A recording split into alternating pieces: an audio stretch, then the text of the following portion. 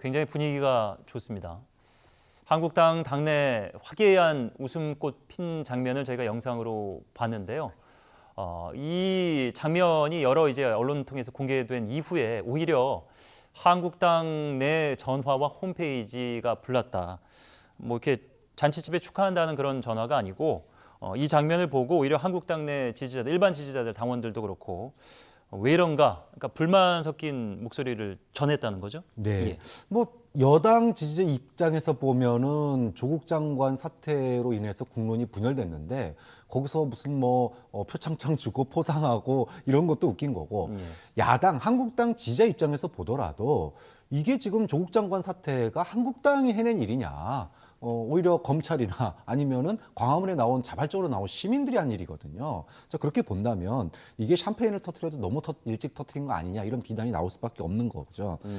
사실 야당이 권력을 견제하는 거 이건 너무나 당연한 일입니다. 당연한 일을 하고서 거기에 대해서 표창을 하고 상품권 주고 이런 게 상당히 좀 보기 안 좋은데 이 조국 사태가 공정사회에 대한 열망 그리고 검찰개혁에 대한 열망 이 두 가지로 국론 분열로 이어지지 않았습니까? 그렇다면 정치권이 해야 될 일은 자기네들끼리 자화자찬하는 게 아니라 대안을 제시하고 국회에 입법 대안을 제시하는 거예요. 그러니까 이건 국회에서 할 일, 전형적인 국회의원들의 일인데 국회의원들이 할 일은 하나도 하지 않고 조국 장관 사퇴했다고 상품권 주고 포상한다? 그러려면 국회의원이 왜 필요하냐 이런 비판을 받을 수밖에 없는 거죠. 그래서 굉장히 뭐라 그럴까요? 이번 그 조국 사태로 인해서 국민들은 두 개로 쪼개졌는데 정치권은 마치 그거를 승리, 쟁취 이렇게 생각하면은 그거야말로 국민 정서와 굉장히 벗어난 그래서 한국당이 왜 지지를 못 받는지를 보여주는 단면 아니냐는 겁니다. 예. 국감장에서의 부적절한 발언으로 주목을 받았던 여상규 위원장이 나경원 원내대표에게서 제일 먼저 상을 받는 장면을 앞서서 영상에서 왔는데 말씀해 주신 그 상품권 봉투 안에 이제 50만 원이 들었다 뭐 이런 얘기까지 나오는데 나이를 굳이 언급하지 않더라도 정치권에 굉장히 어른이신데 나라가 어지럽고 부끄럽다는 이유로 다음 총선에 불출마하겠다고 선언하는 초선 의원이 나오는 상황에서 저런 모습을 보이는 것을 국민들은 어떻게 볼지 의문이 됩니다. 표창장과 이 상품권만 받은 것이 아니고 패스트트랙 과정 지난 4월에 몸싸움으로 지금 고소고발 사건이 진행 중인데 여기에서 수운을 세웠다고 가산점을 준다는 얘기가 지금 나오고 있습니다.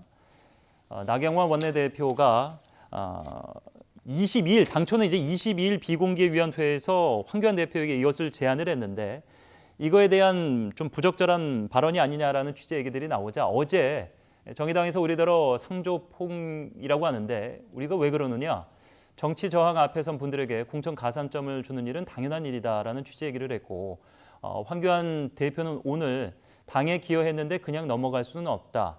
수사 대상자들에게 가산점은 마땅하다고 본다. 그러니까 나 원내대표의 의견을 그대로 받아서 황교안 대표도 같은 생각이고 물론 이 가산점을 주게 될지는 아직 모릅니다. 당내에서도 우려의 목소리가 있기 때문인데요.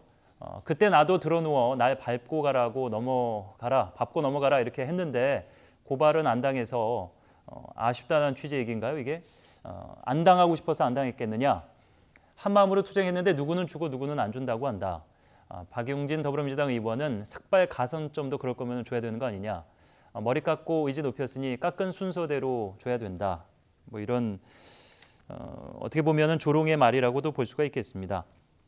사실 그 한국당에서 패스트트랙 과정에서 불법에 해당하는 사항으로 범주 안에서 일단 고소고발을 당했는데 검찰 조사에는 아무도 응하지 않고 있는 상황입니다. 법조인이죠. 원내대표와 당대표가 모두 법조인인데 아무리 이제 당내 상황이라고 해도 상을 준다는 취지의 가산점을 준다고 이 시점에 얘기하는 것이 과연 어떻게 읽힐 것인가.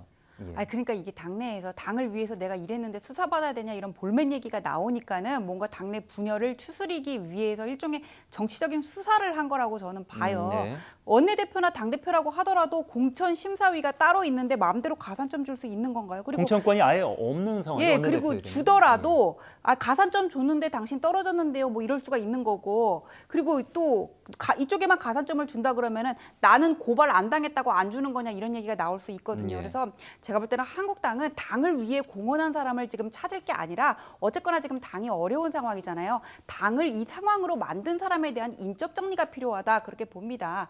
작년이 아니었죠. 3, 4년 전에 2016년 그때 왜 공천할 때부터 진박 간별이니 친박이니 비박이니 하면서 그때부터 당이 분열되기 네. 시작을 하고 탄핵 사태까지 갔거든요. 예. 그러면 탄핵에 대한 당 부당을 논하는 입장 정리는 변론으로 하더라도 당을 이 상황까지 만들어낸 사람들에 대한 일단 책임은 물어야 되는 게 아닌가 생각합니다. 예. 사실 그 조국 전 장관과 그 가족을 둘러싼 의혹 이전에 한국당이 여러 가지 이제 사안들에 대해서 반사이익 혹은 지지율에 별다른 변화가 없을 시점만 해도 황교안 대표 체제로 과연 내년 총선까지 갈 것이냐, 연말과 연초로 가면서 비대위 체제로 갈 것이 아니냐, 그 얘기는 공천권을 행사하게 될지 안 될지 모르는 시점이다. 이런 얘기가 나오지 않았습니까?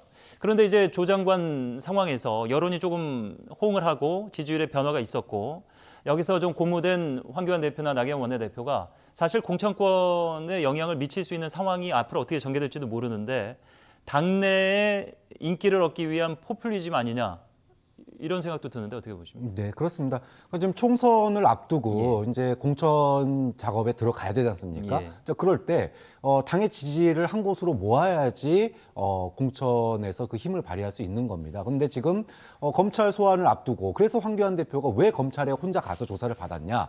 내가 다 지고 가겠다라고 하는 얘기는 실제로 지고 가겠다는 게 아니라 나는 최대한 보호하겠다. 그러려면 나에게 힘을 몰아달라는 거예요.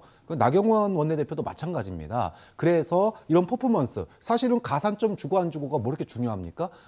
법원에서 사법부에서 판단에 대해서 다음 향후 10년 동안 출마할 수 있는 권리를 박탈당하면은 예. 다시는 정치 못하는 거거든요. 자, 그럼에도 불구하고 지금 이런 퍼포먼스를 하는 이유는 공천권을 갖다가 황교안 대표 중심으로 행사하겠다는 걸 보여주는 거고, 그럴 테니까 나 밀어달라는 얘기예요. 그러니까 당내 세력의 결집을 위해서 지금 이런 퍼포먼스를 하고 있는데, 당의 결집을 위해서 이런 퍼포먼스를 하는 건 좋은데 유권자들이 어떻게 볼 건지는 봐야 된다 이거죠. 예. 명백하게 불법을 했는데 그 불법에다가 가산점 주고 또 국론이 분열되고 있는데 거기다가 잘 싸웠다고 표창장 주고 자 이러면 당은 단합될지 모릅니다. 하지만 유권자들은 그거를 어떻게 볼까? 아마 다음 총선에서 굉장히 이 부분을 기억하지 예. 않을까 이런 부분도 좀 생각해 볼 부분이 있다고 봅니다. 예.